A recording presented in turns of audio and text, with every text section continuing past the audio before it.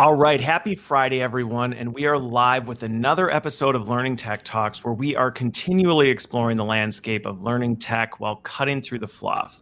So today I'm joined by Koreen Pagano. I made sure I pronounced it right. I even did the hand gesture like you told me, so I wouldn't forget. There we go. And Chris Milligan, and they are from Degreed. And they're joining me today. We are going to be talking about all things related to the skill economy. So it's going to be an interesting discussion on skills, upskilling, reskilling, smart skilling, whatever buzzword you choose to use to describe it. We're going to dig into it. And if you're joining us live, go ahead, give us a thumbs up, share the post, tag somebody in who'd benefit while we're getting started here. And while you're at it, go ahead and comment and tell us where you're joining from. We actually have a pretty diverse group this morning. So I'm in always Waukesha, Wisconsin, middle of the U.S., where it is smoking hot. It has been so hot recently here, believe it or not. And so, yeah, that is where I am. Koreen, we'll do this kind of like top to bottom thing. Koreen, why don't you let us know where you are? Yeah, I'm in Carpinteria, California, which is just outside of Santa Barbara, and it's actually pretty chilly here. So we're flipping define chilly though. Like 65 Fahrenheit. In the Midwest, that's board shorts and flip flops weather, right? We're getting excited to go out if it's May and it's 65, but that's fair. I suppose in California, 65 can be chilly, which is why you're wearing a long sleeve jacket. Yeah. Okay. How about you, Chris? Hi, Chris. I'm in my linen shirt because it's warm here as well. So I'm in Greece, on the island of Crete, in the Mediterranean. So it's good temperature here. Okay. All right. And so, but by your accent, we talked, I actually didn't ask this before we went live because your accent would tell me Greece is not your native, right, where you came from. Is that a fair assessment? That's true. I'm an Australian, but I live in London, just to make things more confusing. Okay. Make it. So you were from Australia, you live in London, and you happen to be joining us today from Greece. Exactly. Yes. Okay. All right. Well, that makes perfect sense. I would expect nothing less. Okay. So icebreaker question before we get into the whole skill stuff. I have not heard the answer to this, so I'm looking forward to it. And I'm going to reverse order this.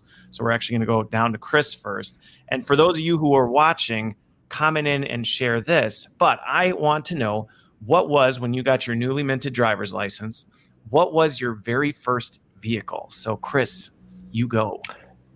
So I opted for a four-wheel drive. It was a Toyota Hilux, and that was a great utility vehicle for the drive-in cinema. So, you put a mattress in the back and a little esky, and off you go on your dates with your new driver's license. So it was good. Okay. All right. So four-wheel drive, I suppose that makes sense. If you were in Australia, I would. It fits with my perception, the stereotype that I would expect in Australia. Surfboard also. Exactly. Really well. Surfboard, mattress in the back. Yep. Perfect. Okay. While I did not know that fits the expectation that I had. Got it. Okay. How about you, Koreen? So I'm from Michigan, so I actually have familiarity with the Midwest climate, although I've lost it now that I'm in California. But my first car had to be a Buick. It was a Buick Century. And I had it for a full year before I had to share it with my sister, who promptly crashed it and ruined basically the entire car.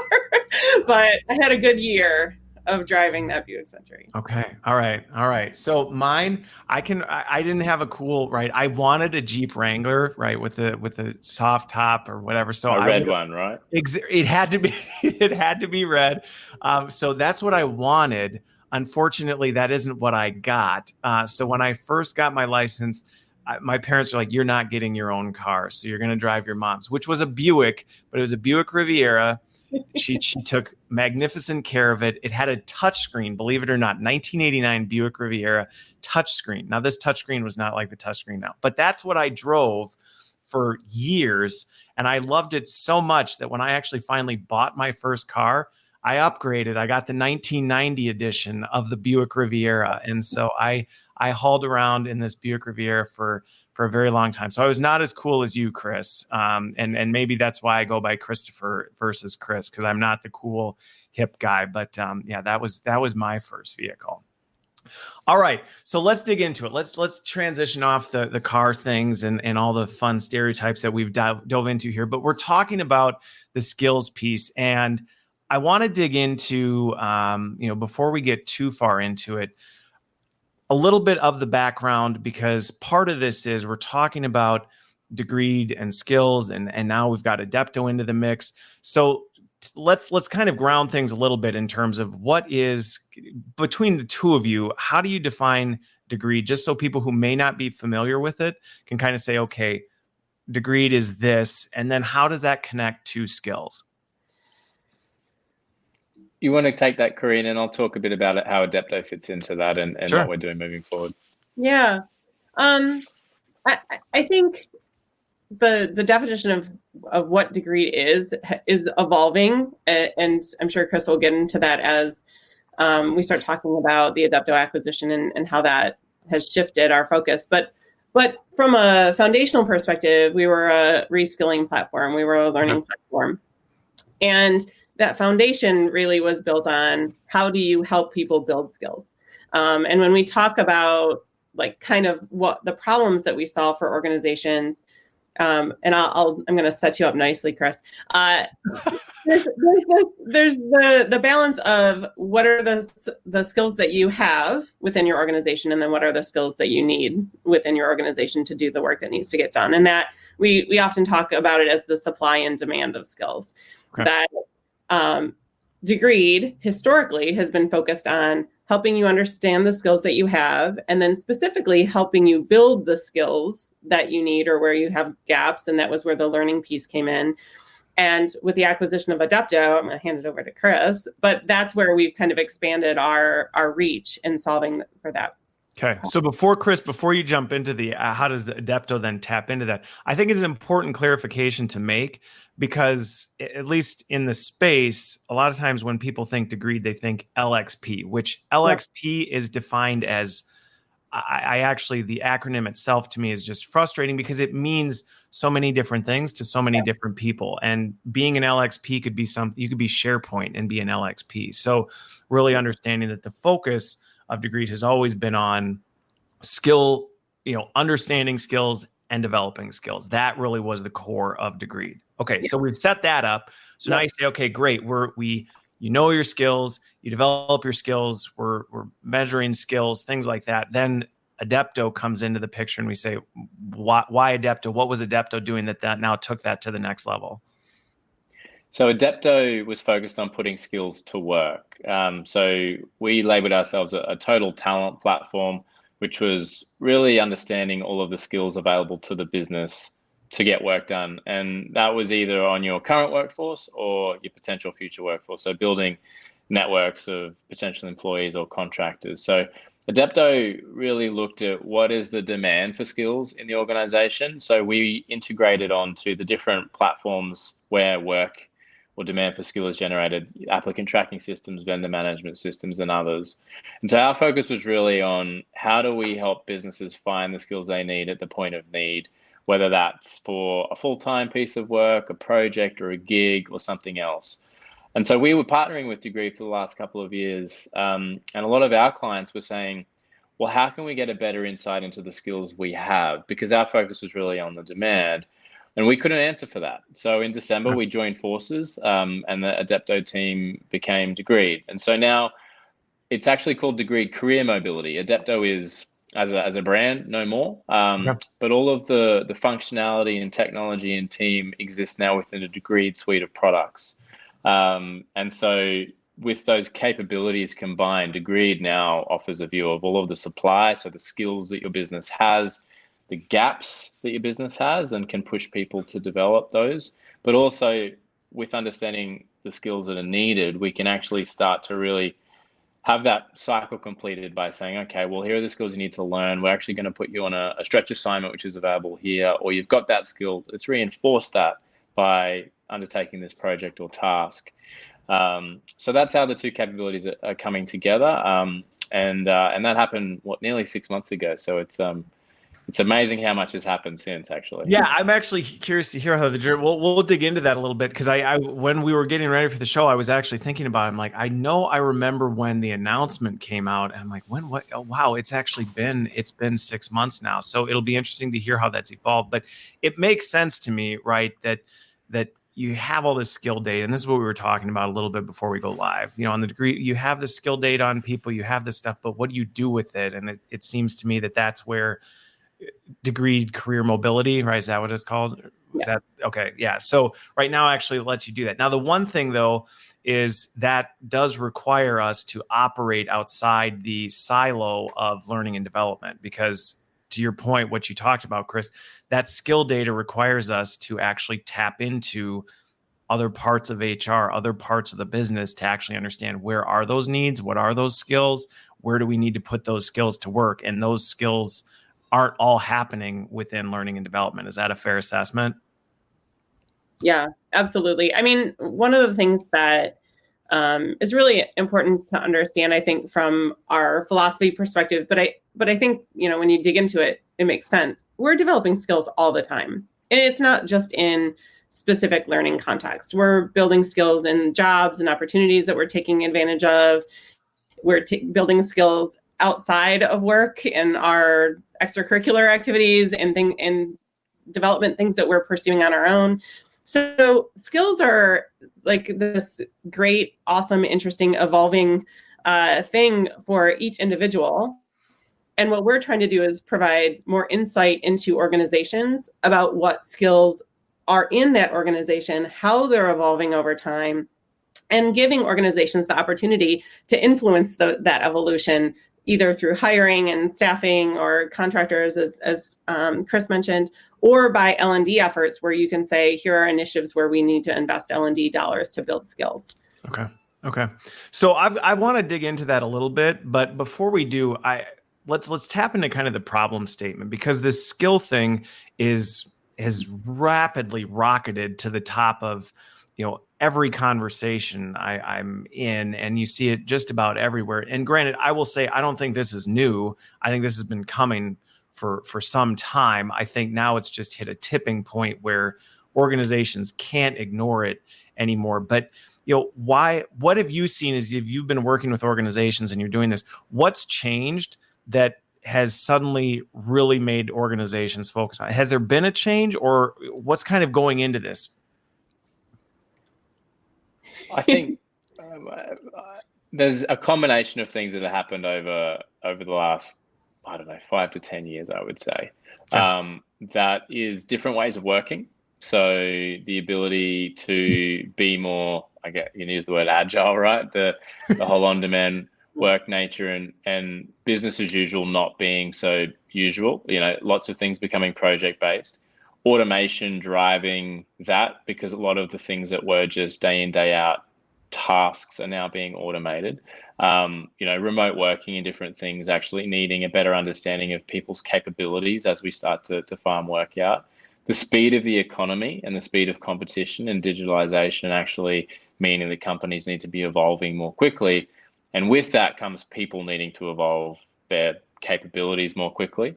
And then technology obviously driving that even further by saying we need to understand what our organization's made up of. And even, the most technology savvy businesses today, they're still people businesses. And so without having a good view on the skills of your business, it's like trying to run a factory without knowing what the machines are doing or how long they've been running for, or what, where are the gaps, what needs to be fixed. And then I guess if you put the pandemic in on top of that, it's just a boiling pot. And things need to happen. It just threw a little bit of gasoline on the fire, maybe. Well, and I think just to add on to what you had asked, Christopher, like the organizations have been thinking about this and trying to solve for this for a long time. And a lot of organizations started with competency models and really big, taxonomies of skills. Yep. Right. And it was a very top-down, static process. that usually by the time they completed the process of defining all of those things, it was outdated and not useful to them anymore. And so to Chris's point, like what we're seeing is that the urgency and the demand of wanting that data is still there. Everybody always knew they wanted it, right? Like how to get it and how to keep it updated and relevant and useful was really a big challenge. Technology is starting to enable us to collect data in different ways now. And really focusing in on what are skills and where is the source of truth and how do you start collecting that data in an ongoing way. So it's not a once and done snapshot. It's a constantly evolving data set that you can then tap into to help you make decisions. That's a good point. It's an important one. And it's not a happy point, I think, sometimes for people, right?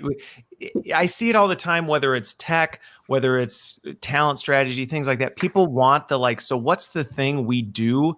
And then we're done.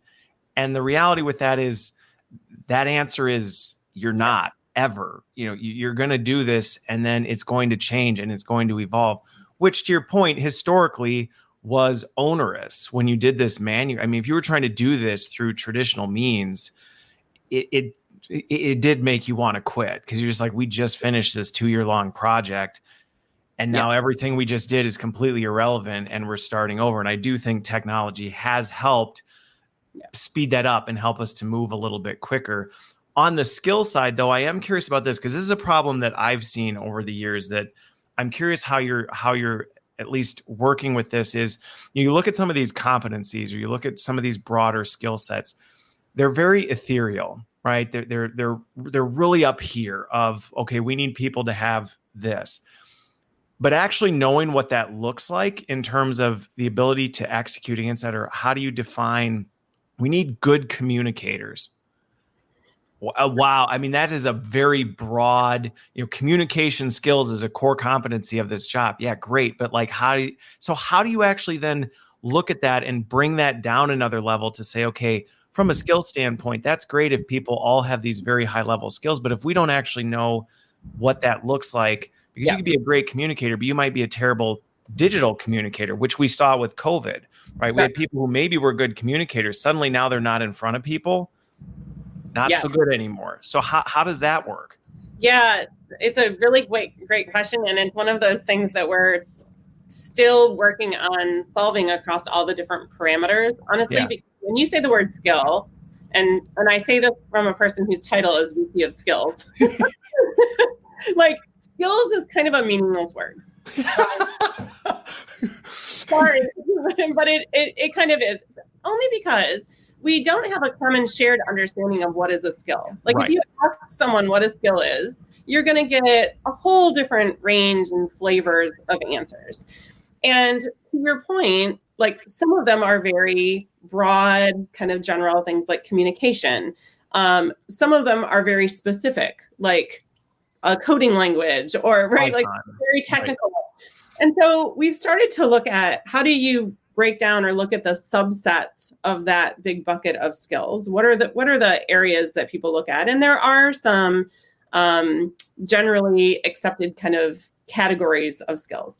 One are soft skills, higher order skills, like things that are relevant out like in any context. So communication is a good one. Intercultural competencies, conflict resolution, problem solving, critical thinking, a whole bunch of things that are kind of applicable in almost any job that you have. Yeah. And there are some more context specific skills or job skills or things that technical skills that are relevant to a particular task that you need to complete. Okay. And those things often need to be looked at together, but they're different types of skills. How do you measure them? Well, our philosophy is that there's kind of different ways of measuring skills. We look at different parameters of data sets and aggregate that together to pull together a picture of your full skill set. So one is content knowledge, or what do you know about this thing? But the second one, and I think this actually gets to your point, is the behavioral assessment. Like, how do you actually apply this knowledge in context? And that behavioral assessment often, it confuses folks because we are not used to assessing people's behaviors. we're used to assessing people's knowledge. And our tools focus on behavioral assessment. And so that looks very different than a typical content knowledge assessment. Now, does that mean content knowledge isn't relevant? No, it absolutely is. And the analogy I often use is a football coach versus a football player. They both may be experts in football, but how they apply that knowledge is very different in the context of their job. And so those are the types of things that we are looking at from a skill data perspective to give organizations more deeper insight into when we say we want you to understand the skills that you have. Okay. You have to know the behavioral side. You also have to know the content side and how those pieces come together. And then the other layer is context. Like, what experiences have you had and where have you actually been able to apply this? So if you're a graphic designer and you've only worked in marketing, how many of those skills then transfer over if you were to work on a development team and start to do development in a website, right? There's some of those skill sets will transfer, but there may be some skill gaps to allow you to move from one type of role into another, even though both are applying graphic design skills or design skills. So those are the I actually like the breakdown of that. No, but I like the breakdown of that because typically I think in L&D a lot of times, and this is where we talked about, right, getting out of the L&D box. Yep. A lot of times we focus on the knowledge and the behavior side. And I would say we've over-indexed on the knowledge side for a very long time, where it's like, okay, well, do people know things? That's great. But if they don't know what to do with it, it really doesn't matter. So it's not, to your point about saying, well, that's not valuable. It's, two, how do we get better at actually assessing the behavior and knowing, okay, that's what do they also know how to do in addition to what do they know? I think the context piece is probably now another layer that we're adding on top of it that probably makes this even more challenging, at least, or one of the things that we're going to have to step into as a field is to say, okay, now you need to also understand what things are, like you said, transferable, because there is a learning curve. You may be a great graphic designer in marketing, but now if you move over to, L&D's, starting to consume graphic designers, you have to understand that there is a gap that you're going to have to overcome. It'll be faster than somebody that hasn't done that doesn't have any of the knowledge or the behaviors, but we can't ignore the fact that that gap still exists. Yeah, exactly. So as you were bringing these two together, and I'm curious, this one's a little bit directed at you, Chris, because I have to imagine, and I know just having looked at corporate data sets, the stuff isn't always nice and clean, right? Everybody doesn't have these nice skills mapped out. They don't have all this stuff. And sometimes even when you say, what skills do you want? It's met with a little bit of a deer in headlights look. So how, when you were doing that, were you actually helping kind of organize that into something? Because I have to imagine there had to be some sort of data consolidation as you brought the two together. Yeah, so I'll talk to how we were solving it with Adepto, and then Koreen, maybe you want to talk to how that kind of feeds in because of Degreed's approach, which has kind of solved for that. So with Adepto, we were helping people to understand their skills through really understanding the global data set of skills, using the best efforts we could to understand. And that was a locked taxonomy. So we weren't actually allowing people to add skills in as they were becoming developed. And that was really because we just didn't at that time have the bandwidth as a company to be doing that, because there was a lot of technology innovation that needed to go into that. So we would understand people's skills based on self-assessment, based on looking at their LinkedIn, their resume, those types of things. And then we would use some AI to be able to say, here are skills you probably also have if you have these. How we then helped organizations with that was a hybrid approach. So we would let the businesses we were working with upload their own taxonomies, which would sit alongside that, so that we could index across both. Because although we all know they're kind of antiquated and static models are out of date as soon as you've created them, the fact is they still underpin a lot of business processes. They do. And so we needed to be able to work with that.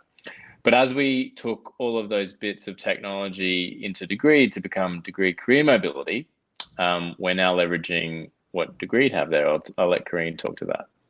Yeah, and Chris kind of mentioned the AI component of this, right? Because most organizations don't have here are all the jobs we have and all the skills that are related with those jobs, and it's all nice and clean.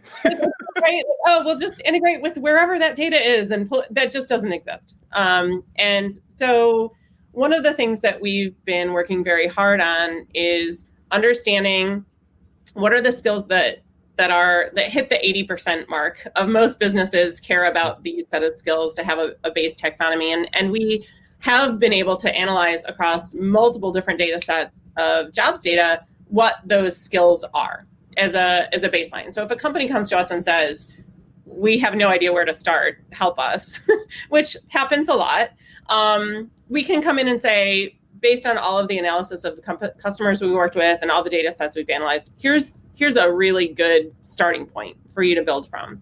But two things happen from that point. And if they have a data set, great, integrate it in. To Chris's point, if you've got it, let's use it. Okay. But the difference in how we're approaching it is that we know that data is constantly changing. So learners and end users themselves can enter in their own skills. If it's a skill that's not currently part of the taxonomy, then we start to collect that data to say like, oh, this is a new skill. Is this specific to this organization, or is this an emerging skill that you should be paying attention to? So from an organizational perspective, you can see the skills that are starting to enter in to your organization and evaluate whether those skills are something that you want to start focusing in on and officially add to the taxonomy. Okay. The second is that you can start to see the skills that are going away and what skills aren't being used in your organization. You can correlate those skills with the job roles and titles of the folks within your organization. So you can start to build the connection points between people in these roles typically have these skills. And it's all as we're collecting more data, we can paint that picture for you of actually what are the skills that are used in different roles. Instead of you saying, starting from like, hey, we're just going to map this all out. What if we just asked everyone, what skills do you have? What skills do you use? Right.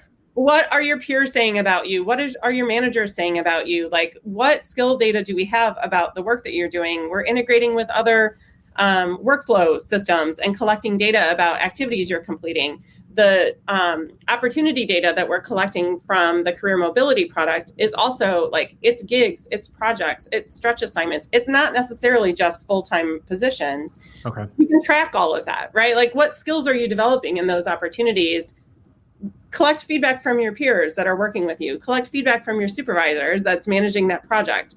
Now we're getting a really robust picture of the skill sets, how it maps across the organization to those jobs, and we're seeing the patterns as it's changing over time. So it allows us to really have a dynamic picture of your organization. And then you can look at it and do the analysis and say, is this what we expected? Are there gaps? Are there areas in particular that we want to collect more data because we feel like we don't have enough yet? And those are the conversations that usually we start to have with organizations after they've done a first pass. Okay. Skill data collection is like, what do you see? How close is it to what you expected? Are there more data? Is there more data you need to collect? How can we help you do that? Yeah. So that's kind of the evolutionary process that we're implementing now to help prevent some of that top down. We don't want stale data, right? Like that's really the goal. Well, and so I have a couple follow-up questions, but the thing about it, and I think this is one of the things that sometimes is not the happy news or the hard news, is a lot of times when it comes to this upskilling stuff, we may have had data on what we thought we had or what we thought we'd hired to, but we really didn't have data on what we actually had or what are people really doing. And so there's a runway on that you have to kind of plan for if you're really focusing on upskilling, to say there's a runway where we have to plan to actually assess what's out there and do this. We can't just jump to, well, how do we just bring everybody up here? Because if you don't know what you have now and where those things exist, you can't really make smart decisions. And I see that a consistent opportunity area where people are kind of trying to jump to the solution versus saying, well, we need to actually dig into that. And I like the democratization of it, right? Because I think sometimes we do this as, well, this is what we think the jobs should look like or what people need to be successful. And we don't take the time to go ask the people who are actually really doing it to say, what is it that you actually spend your time doing? Like, what is it that makes you so successful at this? We do it up here. So that said, there's the risk. So I am curious, you talked about people have the ability to kind of self-select, like, well, this is one of those skills. I see that as extremely powerful, but at the same time opens the door to risk, because we as business L&D talent leaders sometimes don't understand skills. You start going to the general populace and say, so what skills is it that you make you good? And that's dangerous territory. So how do you manage that, not just creating chaos? Yeah, there's a couple ways. One is our AI algorithms are relational. Okay. And so the foundation of our data sciences is not pattern matching. It's looking at what are the relationships between skills and clusters of skills and how they connect to each other. So if someone adds something in that seems like off the wall, but we can look at the pattern of how that skill then relates to other skills in the skill graph, then that helps us look for outliers versus patterns. And so there's filters and obviously administrative things built within. It's not just a free for all for the users. It's not a free for all. You absolutely have some control over the taxonomy, but it does allow for that real time kind of ongoing ability to get insight into what people are doing, applying what skills they believe that they're building, and it gives you access to a data point that you never really did before, which is going to, and where I think the interesting kind of connection is, this is intended to be a handshake between the individuals and the organization, just like work is, right? Like, yep. I'm coming in with my skills and abilities to help you get things done. And as an organization, you have goals and visions and objectives of things you're trying to accomplish. So how do you start fitting people into that vision? And how do I, as an individual, fit into that vision? What skills do I bring into that equation to help? You need both sides. You need the organizational lens of what are the skills that we need, and agreement that these are the things that you're looking for. So managers being able to say, here are the skills that I would expect my team to have, or the skills that are most important to the team members on my team. That's an important viewpoint. There's the higher level HR, L&D, kind of executive level of what are the skills we need to be successful as a business, and do we have them? And then there's the individual view. And what I think we really are focused on is we don't want to leave anyone out of this conversation, right? Like, the employees have their lens and their skills and their data points that they can bring to the conversation. Managers and folks that are doing mentoring, coaching, et cetera, they have their lens of things that are important to them. And then the executive level view of like org view lens. How do we bring those three together in a way that everyone's getting access to the data they need to make the decisions for themselves? Okay. And I do a presentation on skills, which we're not presenting today, but it talks about how... Don't surprise me with that. No, here's a 20-minute presentation. But the preface that I give to that presentation is that as we look at the problems to solve for an organization, we are looking at it from each of those persona views. Like, what does the org need? What do managers and leaders need? And what do employees need? And I think that is the critical piece of making this system work, is it can't only be focused on one point of view. It has to bring all of them together. Okay. So I want to shift a little bit, but I think it's still related, because Chris, this ties to the putting it to work that you mentioned before. And I think it's a much needed thing, not only for organizations. I see it as a need for organizations to say, hey, we've got these gaps. We need to fill them. We need to be able to, meet this demand. But I see, on the human centric side of things, that's a huge area for people to feel like they're growing and developing and they're putting their skill, right? What's the incentive behind this for me? So I'm developing these skills, or I have this stuff. So what? Because the risk to organization, that's a talent risk. If you don't capitalize on that, you run the risk of people going somewhere to find somebody who actually does appreciate what they bring to the table. So I have to imagine part of this from a talent mobility standpoint, what is that user experience like, or how does this tap into the user experience to say, yes, we're collecting all this information, we're actually helping you assess your skills and build your skills, but how does it help the end user see how to put it to work? You're absolutely right. The incentive for people to go and learn these skills has, we think been missing a little bit, and people aren't unfortunately doing it for the fun of it. It's because they want to progress or develop, and that could be helping to see another opportunity laterally in the organization. That could be seeing a career path and getting a map of what skills they should be developing. So what we're trying to do is to put right in front of people where they're used to coming into Degreed, now saying, here are the opportunities available to you based on the skills that you're learning, the skills that you have, and where you want to get to into the future. And those different opportunities could be anything from a stretch assignment, which is, purely learning based, or a project or a gig around, you've just acquired these new skills, put these to work. Obviously the full-time type of mobility is also something just as valuable for the organization as the individual. And historically, those opportunities have been very hidden, right? There might be a system where you can go on the day you're annoyed with your current manager to go and find, that job that may be posted in the internal site that you're probably going to leave by that point. What we want to do is actually get ahead of that and provide individuals with a way that they can demonstrate their abilities to everybody in the organization, and democratize it a little bit. Again, we don't want that to be a free-for-all. We don't want people going all over the place. There needs to be some organization governance and process around that. But for the most part, I'm hidden as an employee. My manager knows who I am, my team knows who I am, maybe my manager wants removed. But other than that, I want to be able to be seen and find what opportunities I could apply my skills to.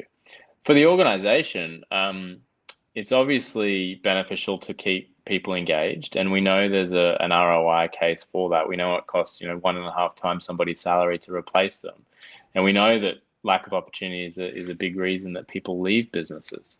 And so that's one area, and then also just the efficiency gain, because we know also that people maybe have some extra capacity, or there's skills that they want to be working on, or opportunities that they'd be more interested to progress on. So if we can open that up, it's really just a big maths problem, right? If we can match the demand to the supply, the better we understand our supply, the better we can match that demand. And so really what we want to do is start with that individual and the data set, which is why it was so exciting for us to join with Degreed with that data set, and the usage that then generates that information for people. Well, because you look at what happened with the whole pandemic crisis. To me, this was a huge opportunity for this kind of thing, where organizations may have been looking, and I've worked in them, I've been part of them, where part of the business was getting crushed and another part was just thriving. And the big gap was we didn't have you don't have any visibility into that talent set. And so people end up leaving, right? They get ripped out, they get moved on, instead of saying, hey, this is here, but we know this talent set exists. We can just mobilize this talent set.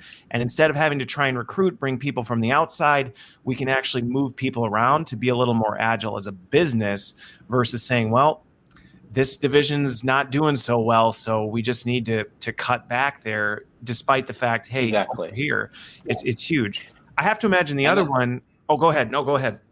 I was just going to say, it's the build, buy, borrow that HR has talked about forever. Obviously, we're looking to build as much as possible. But in any business environment, what we're trying to do is give the organization visibility to then make those decisions. Whether the business is contracting, we can figure out who has the right skills to put into the right places, whether it's growing. If we have understanding of all of the skills of our organization and the level of those skills, and we can deploy them, on demand, there should be no business opportunity that company can't pursue. If we think about divestments, what skills do we need in each organization? If we think about mergers, okay, imagine if we knew the skills across both businesses coming together. It's really just about having the information. I think a lot of businesses have unfortunately been, flying blind for the most part. Right. Flying blind or operating off gut feel. Well, I think this is what we really need, or what we need to do. I have to imagine another one, going again, thinking up from learning to the more talent standpoint, is even from a recruiting standpoint. I think on the recruiting end, not only are you going to be able to better hire candidates based on, okay, hey, this is the actual skills it takes to be successful in a job, but I look even on the recruiting side, how many times I've had a great candidate, or I've recruited somebody. We spent a ton of time and money, right, bringing someone along, and then this opportunity is not the right one, or I have two great people, and then the one goes off, right? The one goes off because, well, I didn't know it was a black hole. I didn't know there were other opportunities that we could have connected this person and brought the talent into the organization. Yeah. And the other thing I love about the Degreed, deployment and launches and successful customers is that manager engagement, right? Because if you think about recruitment, at the end of the day, recruiters are servicing the person who needs to get the work done, which is the hiring manager. And so what we want to do is put, for the most part, that insight into the hiring manager's hands so that they can very quickly get the right skills, provide those opportunities. And some businesses will be centralized and everything will run through a recruitment team, and others will be more decentralized. And we want to cater to both of those. But that visibility for those who need to get work done is key, because so often, I was talking to one telco customer, and only about 16% of the jobs that are generated in that organization ever make it to the recruiting team or the applicant tracking system, which is great. But other organizations are a lot higher than that, because that's just the standard. Oh, we need to hire someone. All right, go and post a job. It's very difficult to look within. Well, and it makes sense, because it is hard to look within, right? If you don't have this data set, if you don't have this data on your people, it does make it really hard. And the people that come to mind are going to be the people within your social circle.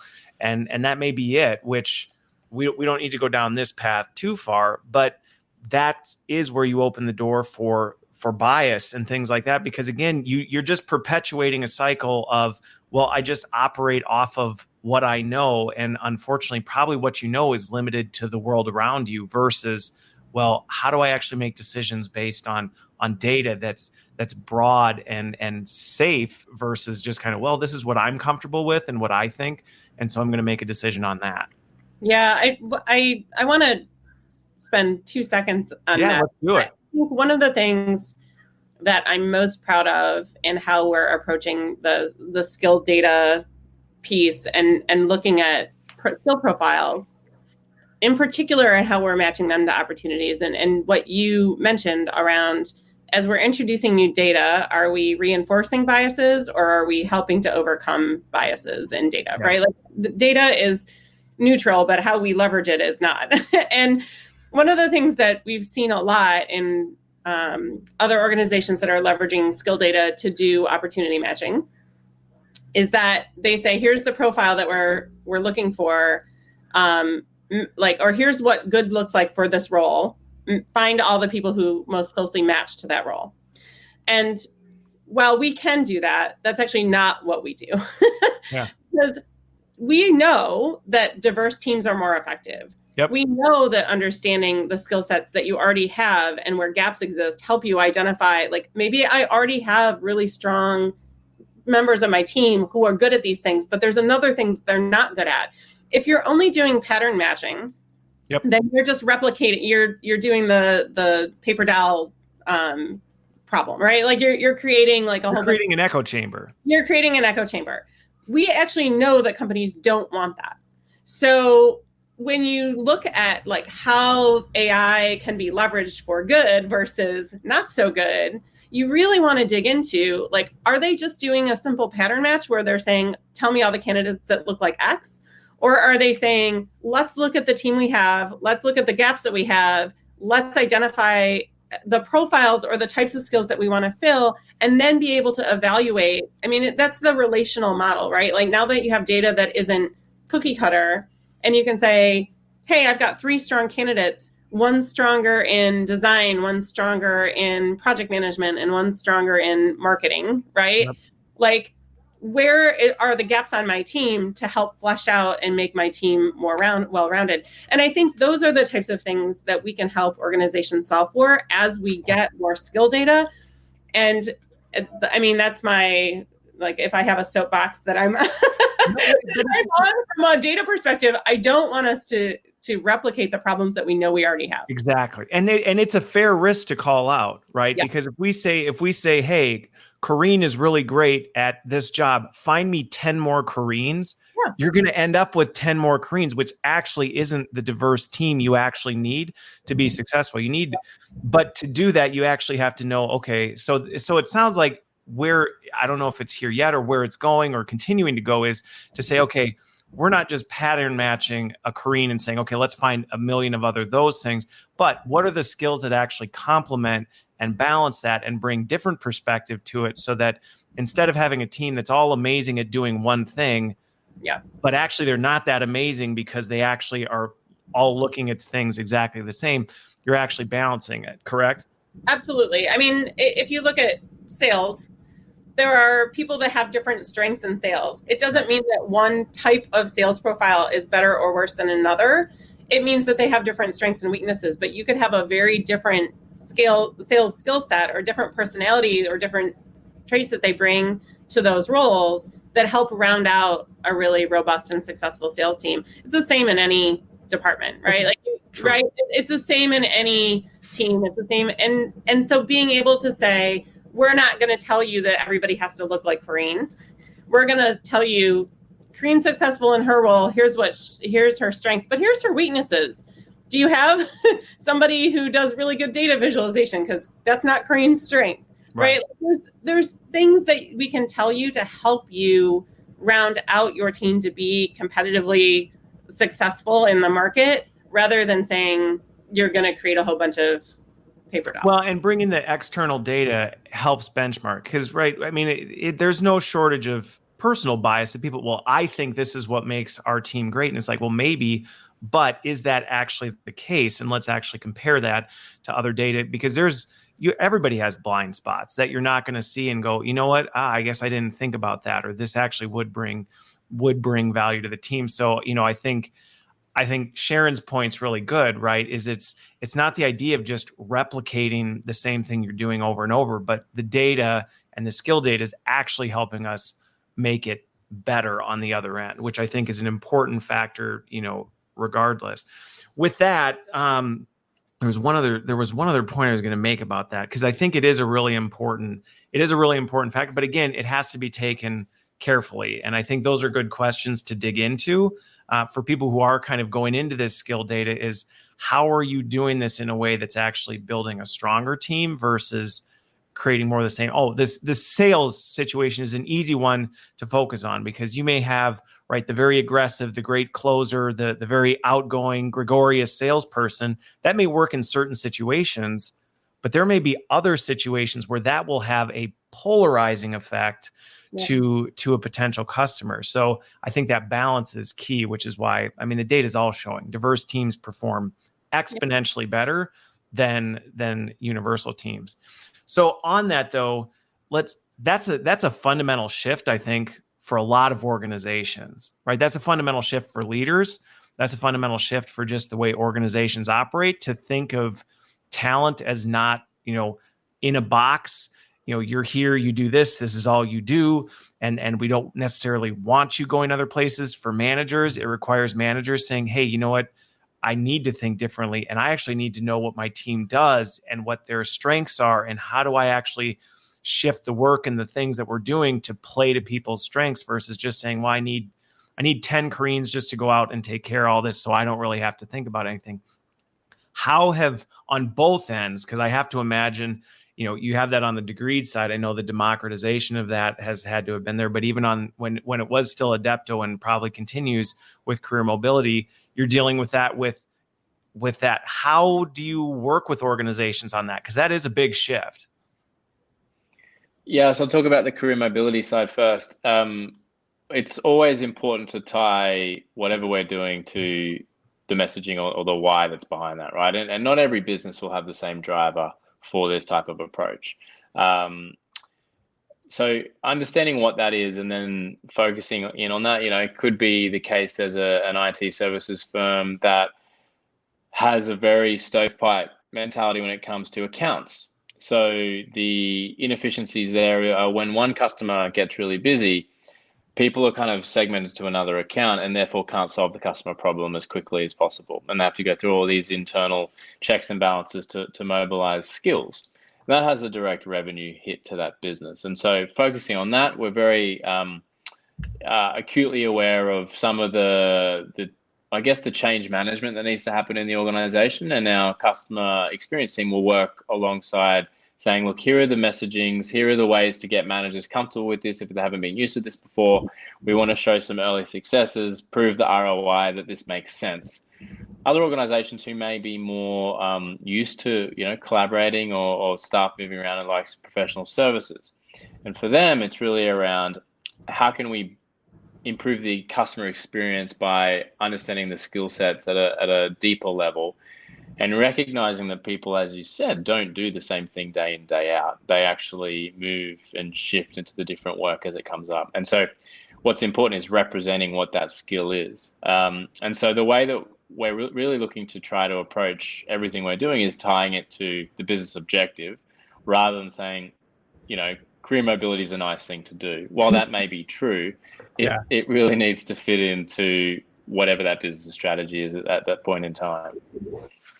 So, Koreen, I'll let you jump. I think the one thing I would just tack onto that to really reinforce is that language is so important, Chris. I mean, I think to people who are watching this, right? So often we kind of approach this stuff from the, right, talent mobility is great. That's really good. Instead of necessarily tying it to, no, and here's on the business side, the impact you're going to see as a result of it. We can't always just use this kind of, kumbaya language because it doesn't always resonate with the business leaders. Go for it, Koreen. Jump in on it. Yeah. The one thing I was thinking just as Chris was talking, and this gets back to the employee, what's in it for me side of things, which there's a couple things I think we hear from organizations that are signaling big culture changes within those organizations. One is that we do get companies that say, oh my gosh, if we start marketing opportunities, then my employees are going to leave my team, right? Like, or my best employees are going to leave my team. And so that is a culture shift and a mentality shift, I think, for a lot of managers to think about, like, I'm going to hire good people, I'm going to grow those good people, and then those good people are going to want to go work someplace else. And the reality is they will go work someplace else, whether or not you want them to or not. It's happening. And I'm saying that kind of flippantly in this context, but it's what's playing in my head when people say that is that if your attitude is like that you own someone or that you're going to limit their development, then they're going to leave anyway. They will realize that, right? So this is an opportunity for you to help encourage and grow and keep people in your organization. And that shift is hard. I mean, we can talk about it very casually here, but it is a hard shift. It can't be underestimated. Right? Like it is a powerful force of people not necessarily wanting to lose their best people. It is human nature that we want our best people to stay and continue to work and be successful with us. And I think what we're starting to see is that just market demands and the way that people are working now and the average tenure at companies and everything is starting to shift for keep your good people in your organization to help your organization grow as long as possible. And whether that's on your team or not, that's a huge shift. The other shift is that a lot of companies are looking at the career mobility product, not as like, I'm going to change from one job to another job or one team to another team, but that there are projects and stretch opportunities and coaching and mentoring opportunities. And a lot of organizations have very matrixed work styles now. People are working on an initiative or a project for a year or so at a time. And being able to like advertise and market and say, hey, we're spinning up a team to work on X, and here's the skill sets that we need to flesh out that team.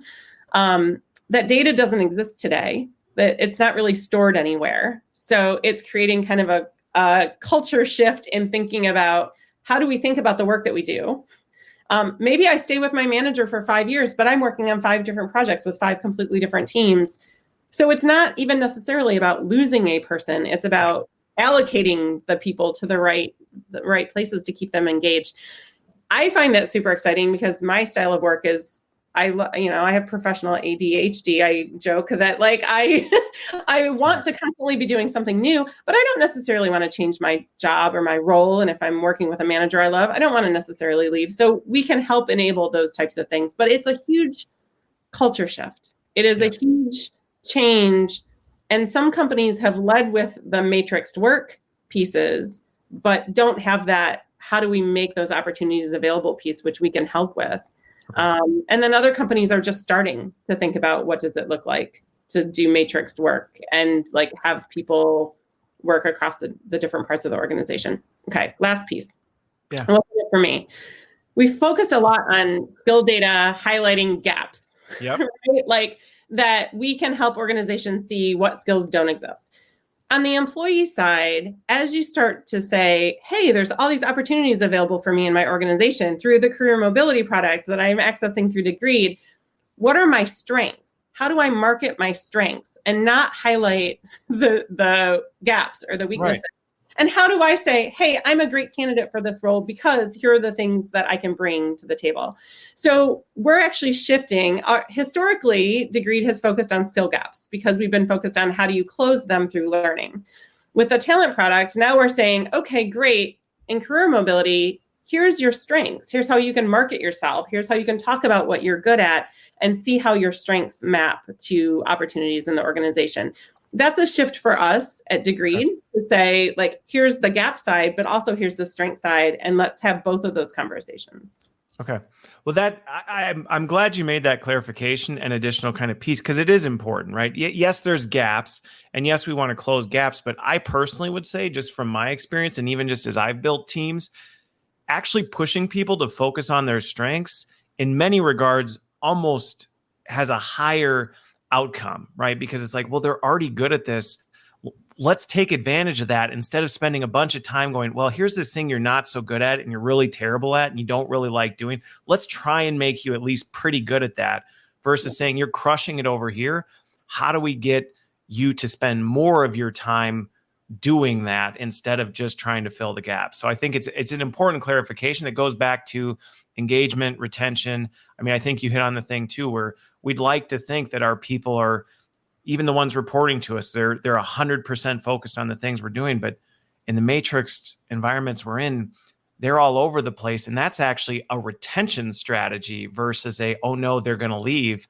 If you're a really good boss, they're going to want to stay with you as long as they have the flexibility to go do other things. So I think it's a valuable add. We've only got a couple. I told you we were going to run out of time. Of course. I told you. So unless you have the rest of the day booked, which we probably could just keep going. My last question is, and hit this at a very high level, because I think one thing that this has shifted a little bit, especially with the kind of integration of the two, is where you're playing in the tech ecosystem now has evolved, right? I think before it was a very clear, distinct, like, okay, and this is the box we fit in. And I really think you treaded in multiple boxes anyway before, but now you've really kind of blown the walls off off those boxes. Is that fair? I mean, where would you say you play now?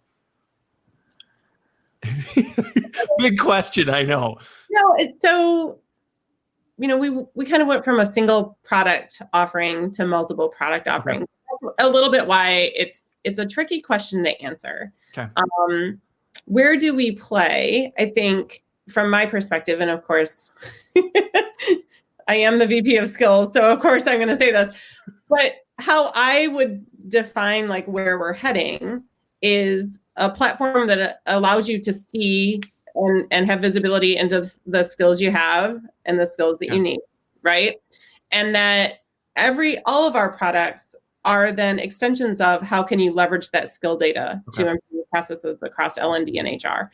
And I think today, the two main use cases we're solving for are learning and internal mobility. Okay. But that certainly could evolve as our products evolve and as skill data becomes more widely accepted within organizations. You mentioned recruiting earlier, which we're not actively addressing today, but is it a natural extension of, I know the skills I have and the skills I need? Of course, right? Like there are other areas of the business that workforce planning, like lots of different areas that skill data can help inform and help organizations make smarter, better decisions. So I would say that to me is the place we're playing. Well, I mean, the underpinning of it is if skills is the foundation, if it's the frame that what you've built on top of it is there, it opens a lot of doors. But I think it at least helped me kind of clarify, okay, but what are maybe the two big areas that you're playing in today? Will that evolve? I'm sure, because if skills are the currency that you're operating on, if that's your coding language underneath it, that can go in a lot of different ways. Anything you'd add, Chris, before we wrap? I'd only add on that we're always going to recognize that data is going to come from other sources. And so whether it's demand data, supply data, or any other data, we're always going to be an open ecosystem and integrating in with all the other technologies that the customer has. Okay. So instead of taking it's a good clarification. Instead of taking we're trying to build the new panacea that everybody has to, the goal is to still remain we want to be the system that connects other things. Yeah, absolutely. Awesome. Well, this has been fun. I could continue this for a long time, but I appreciate you both being here from the other side of the world and from the other side of the country. This was a fun discussion. I hope you got a lot out of it. I hope everybody watching has a much better idea of, one, the whole skill space, but also where Degreed's going and what Degreed's doing with things. So thanks, everybody, for being here. Thank you both for being here. I hope you have a fantastic weekend, and we will see you all next week.